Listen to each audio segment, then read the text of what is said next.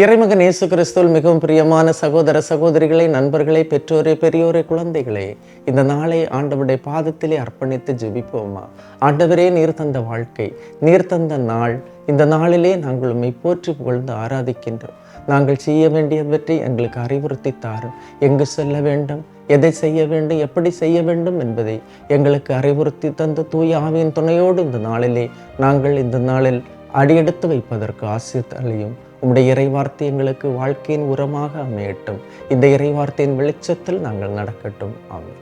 அன்புமிக்கவர்களை, இன்றைய நாளிலே நாம் தியானிப்பதற்காக எடுத்துக்கொண்ட இறைவார்த்தை திருப்பாடல்கள் 1ஆம் அதிகாரம் 1-2 இறைவார்த்தைகள்.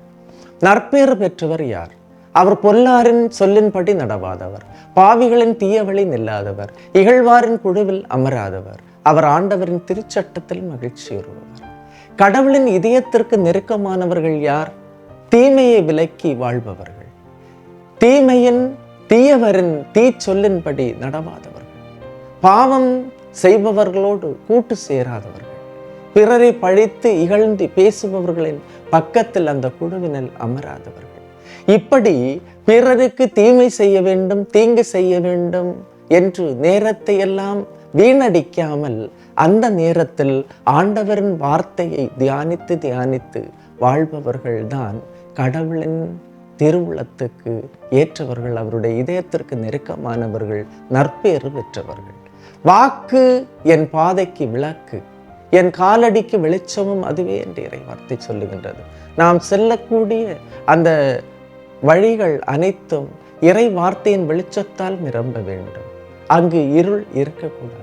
ஏனென்றால் அன்புமிக்கவர்களே, வாழ்க்கை கடவுளின் வெளிச்சத்தில் வாழும்போது மட்டும்தான் அந்த வாழ்க்கை அர்த்தமுள்ள வாழ்க்கையாக, பலனுள்ள வாழ்க்கையாக அமையும். மாறாக தீமைகள் செய்து, பிறருக்கு பொல்லாங்கு செய்து, அவர்களை இகழ்வாக நினைத்து நாம் வாழும்போது அந்த வாழ்க்கை நல்ல வாழ்க்கையாக, வெளிச்சமுள்ள வாழ்க்கையாக அமையாது.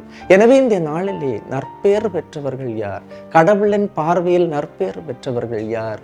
அவர்கள் பொல்லாரின் சொல்லின்படி நடப்பாதவர்கள், பாவிகளின் தீயவழி நில்லாதவர்கள், இகழ்வாரின் குழுவினில் அமராதவர்கள், ஆண்டவரின் திருச்சட்டத்தில் மகிழ்ச்சியுறுபவர்கள், அல்லும் பகலும் அதை தியானிப்பவர்கள். எல்லாம் வல்ல இறைவன், தந்தை, மகன், தூய ஆவியார் உங்களையும் உங்கள் குடும்பத்தையும் நிறைவாய் ஆசீர்வதிப்பாராக. ஆமீன். இயேசுவுக்கே புகழ், இயேசுவுக்கே நன்றி. மரியே வாழ்க.